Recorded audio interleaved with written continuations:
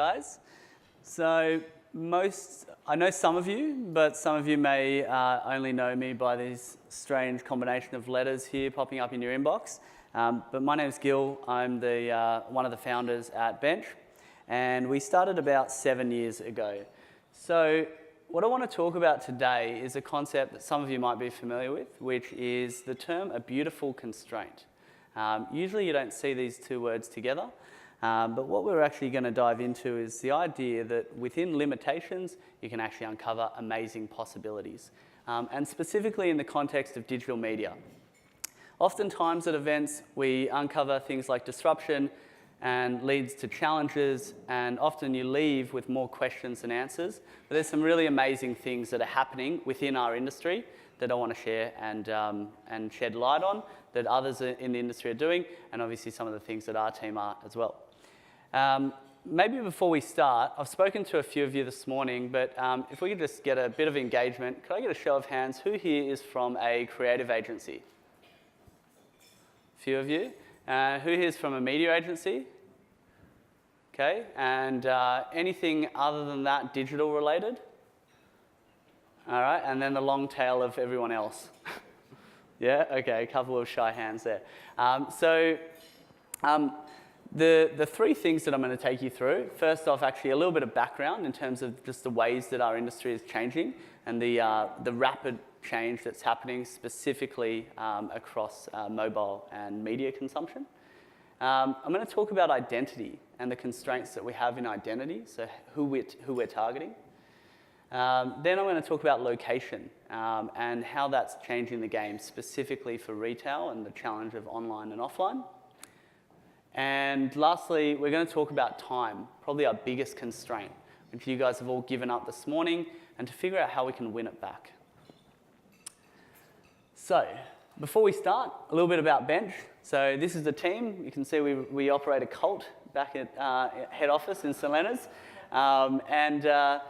Interestingly, the team's changed a lot over the last 7 years. So when we started back in 2012, we were in essence a programmatic trading desk, running managed services for all things programmatic.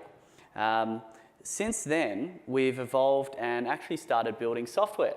So a big chunk of the team, about 40% of them now, are developers, which I've been told by our head of software engineering, David, that you can tell the developers because they're the ones that aren't looking at the camera. So he said that, so that's okay.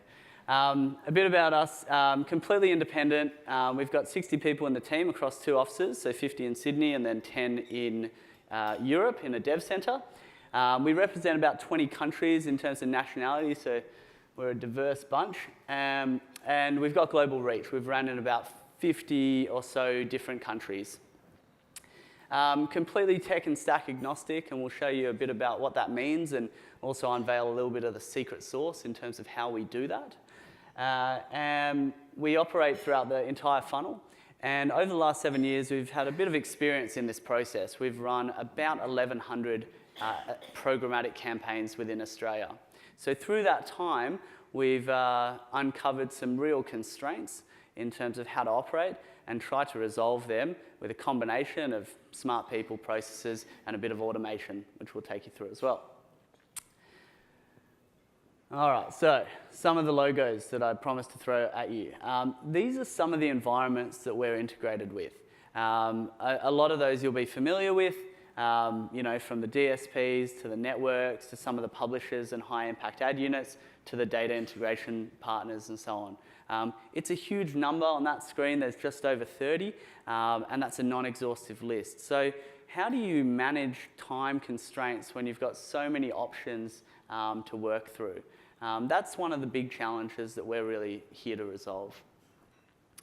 From a third-party data provider perspective, we're overcome with different options. And what we want to do at Bench is really try and make that more accessible. So remove the barriers to tapping into these audiences and try to make digital campaigns basically more effective. That's the pretty slide that it should all look like. We're effectively sitting above the umbrella of it. we're trying to simplify things. As Esther made mention of, we're trying to make this whole space more accessible so that people can lean into it. And it's amazing to see the combination of different people in the room today, from content to creative to data to marketing automation, big combination. So first off, what is a beautiful constraint? This concept was written by two guys, Adam and Mark, who are from the marketing industry. They've got backgrounds in creative agencies and now run a consultancy that basically teaches companies, people, countries how to transform limitations into advantages. So the ingredients to do that seem to be a strong purpose in what you're trying to achieve, limited resources, so the scarcity of resources. They talk about this concept that we live in a post-abundance world, and off the back of that, disruptive innovation happens. So they've gone through a few interesting examples, and I'll just briefly kind of put this presentation in context by taking you through a couple of them. One of them actually happened in the arid, dry deserts of Israel. So there was a task from the farming communities there to irrigate the land. Not an easy task to do in such a dry climate. One of the farmers noticed that his tree, one of the trees, was growing at a much, much faster pace than the others. And on closer inspection, he noticed a leak in the hose. So given the task of having to conserve water, grow crop in the desert, what he actually did was, through trial and error, developed what we now know as the drip irrigation system, which is a game-changing technology. It's basically the most predominant way of growing crops and plants globally now. Another example that they talk about is from this guy. So Mick Jagger, everybody knows Rolling Stones for their music, but he's most iconic for his moves. One of the constraints that he had in the early days was he was operating on a stage, probably about half the size of this, in close proximity with, his rival Keith and the other guitarists, and so he had to figure out how to shine in that environment. So his limitation was space, and his beautiful constraint was how he could, shine to the surface and move like Jagger. So what I did was I started to kind of go way back to where we really started with our constraints and innovating. Does anybody know who this guy is? No? Elias St. Elmo. So some people consider him the father of strategic marketing. Basically, this guy invented the purchase funnel, the AIDA model. Some people know that link. What people don't know is that it was actually given to him through a brief. So he was briefed on how to convince the public, which were big anti-vacciners at the time, that antitoxins were actually a good thing. And he did so by developing this purchase model, as diphtheria was the second biggest killer of children at the time. So I thought that was an interesting story, and next time somebody downplays the gravity of the work that we're doing by saying that we're not saving lives, you can reference this story and tell them that actually we've come from altruistic origins. We're forced to do more with less. There's probably a few founders in the room or people that are responsible for the P&L, but in this quarter we recorded some really, really low budgets of ad spend as a market, everybody. So these are SMI bookings numbers from February to the previous corresponding period. So budgets have dropped. We're more constrained with time, and now we're more constrained with money, which is probably a common theme for a lot of people in the room. They're expected to do more with less. We recorded the lowest ad spend in 10 years. So I'm seeing a few nodding faces that are like, okay, we're not the only ones that got the budget cut. The lowest ad spend in 10 years. So we have to get more innovative with how we do things, or we're going to go backwards. That's the crux of it. We've got an identity constraint, and so I'm going to talk a little bit about how we have been met with challenges when it comes to who we target and what we're kind of doing about it. Meet Emily. She's 25 to 34, disposable income. She doesn't watch linear TV.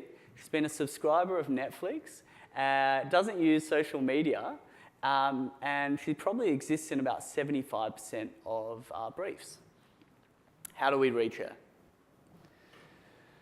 Well, the uptake in on-demand has been nothing short of massive and rapid. One of the stats was that the subscription on-demand services increased by 54% from 17 to 18, from 5.4 million to 9.1 million Australians on subscription on-demand services. So these are some of the ways that you can buy advertising on-demand, and James from DataZoo is going to take you through a bit more detail about that. But the uptake is pretty astronomical. There's about 12 million unique devices connected to what's called broadcaster video on demand now. And putting that in the context, there's 10 million households in Australia.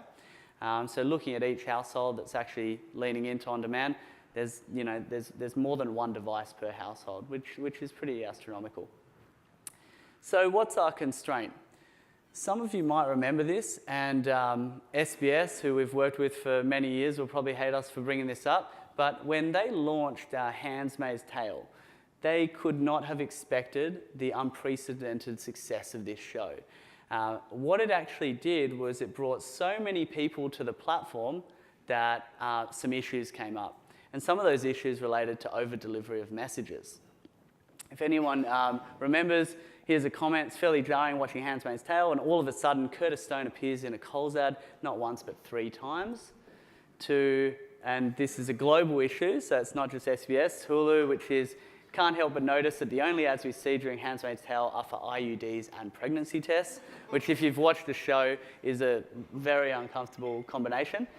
To the last one, did anyone even watch this? Every single episode is heartbreaking abuse and cut to black, a fucking Bounty commercial. So there was a problem, and this was something that we couldn't have expected. The industry was changing, media habits were leaning into video on demand services, and more traffic than ever. How are we delivering that message properly? So if you dive under the hood, a few smart people decided they're going to tackle this problem. And what they did was they understood, how are we actually communicating? Are we communicating to Emily, or are we communicating to a device, which leads to a lot of over-delivery issues? So what we actually realized was that if you look at the data sets that correspond with this particular user, they interact with devices, they log into platforms, and they log in via different IPs.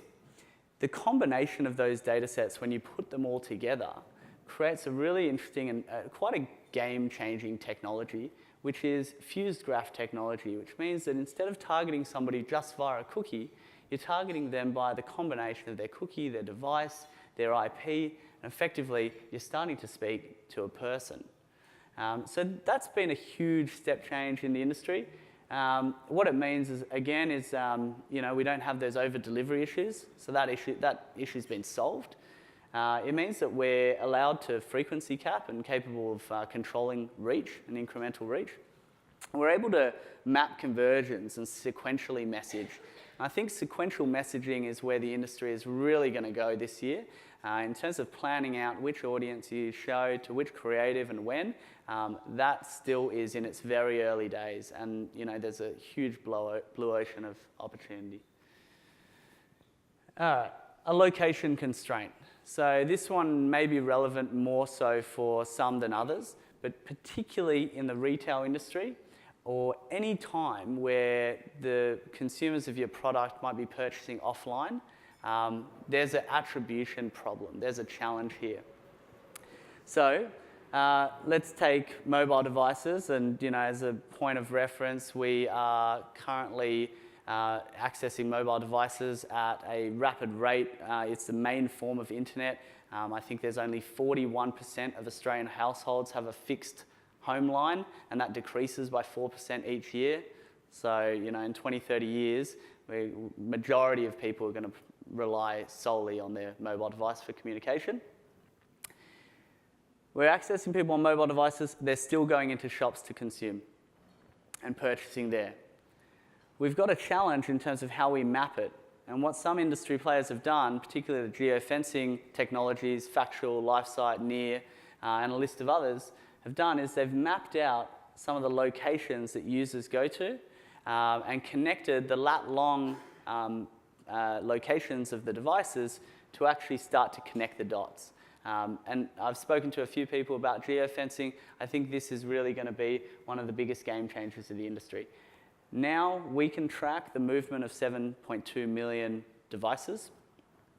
We can ring fence the people that we show impressions to and the locations that they go to within 5 meters, which is really creepy.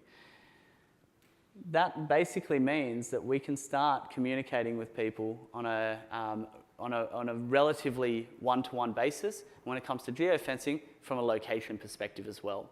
So some of the ways that people are using this technology is obviously by retargeting audiences based on where they've been, looking at their specific location and then connecting that to footfall movements, and then also suppressing audiences. So you can't really see, but this is a view of searching for fast food chains like Domino's and Pizza Hut and McDonald's. But maybe if you're running a health chain, you may want to actually suppress those audiences, people that go to those places you don't want to show ads to, whatever it is.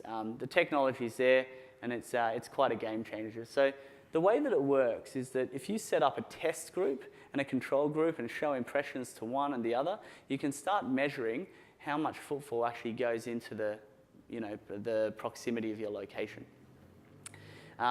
Some advertisers are starting to change the metrics now. So we're moving to from things like CPM and cost per completed view to things like cost per visit, and actually measuring the lift that we can get from store visits, which is quite exciting. And again, it's just connecting the activities of how consumers are naturally buying with how we're promoting ads and showing them ads.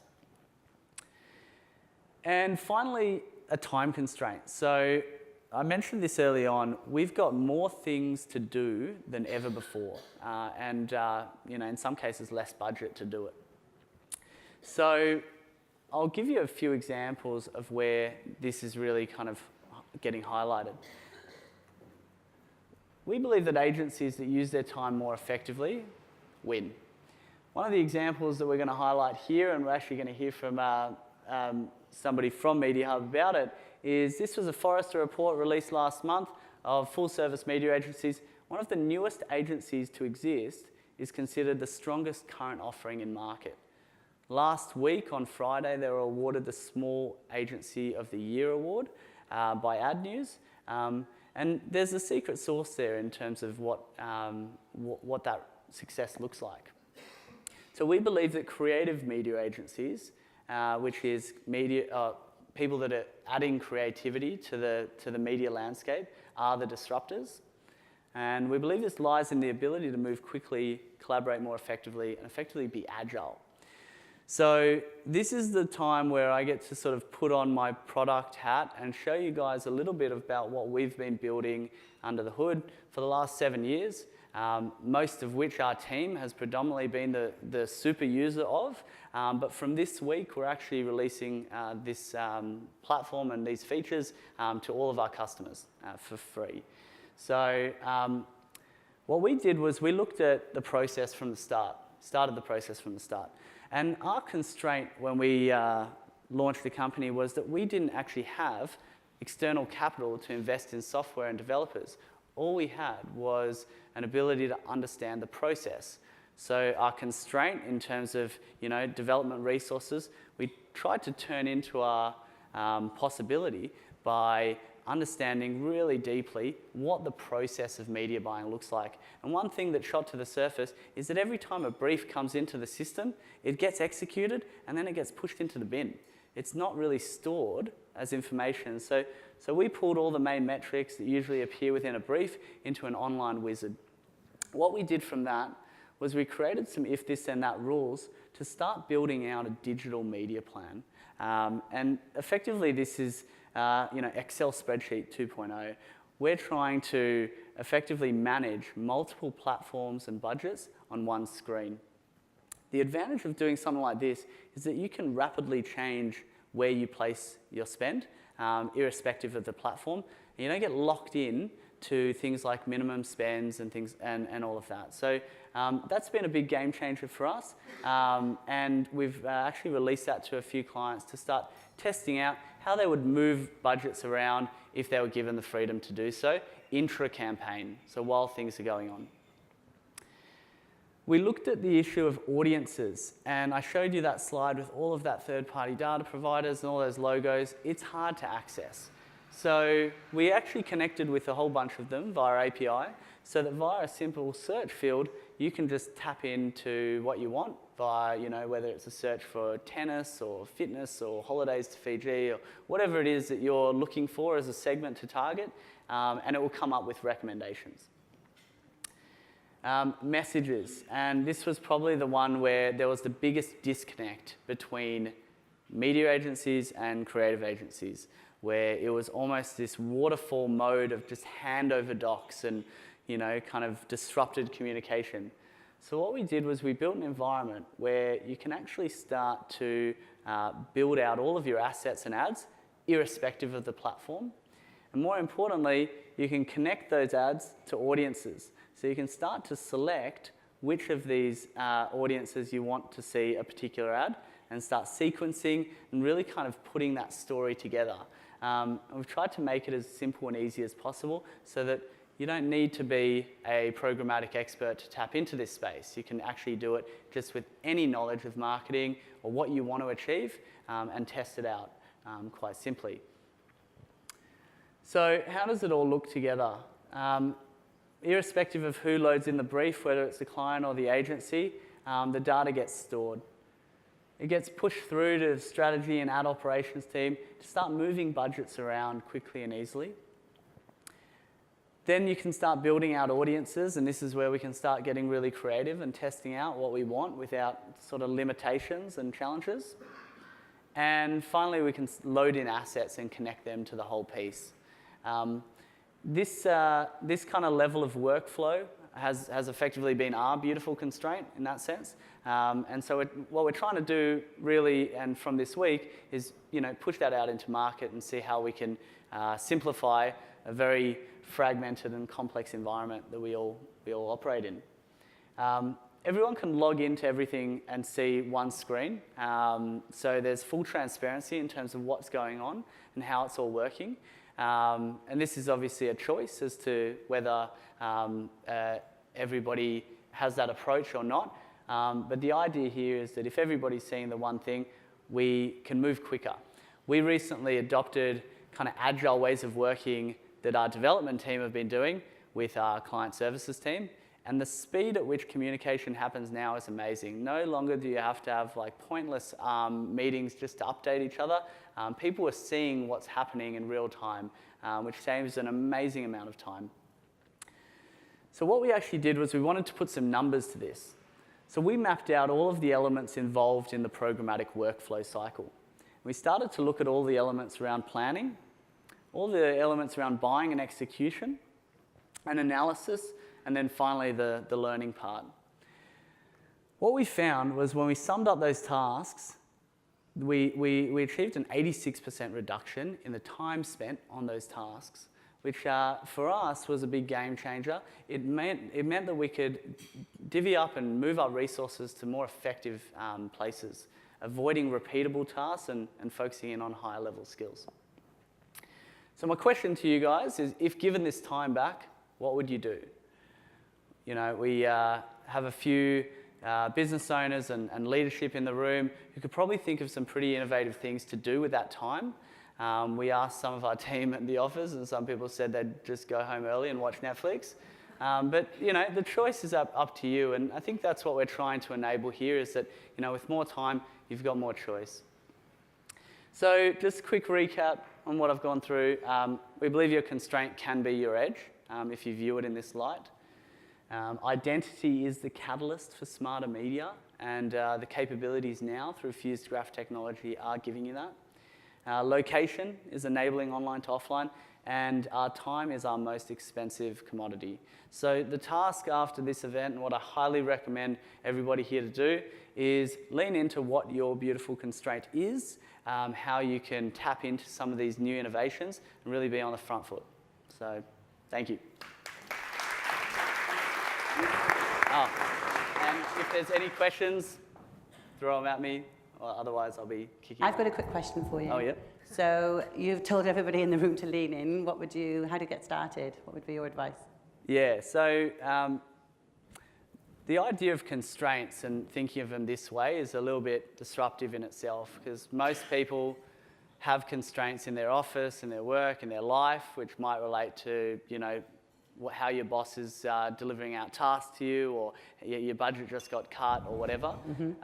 One of the ways to do it, and this book actually references it, I highly recommend everyone to read it, is to look at the possibilities of a challenge by not starting with we can't because, but rather changing that to we can if.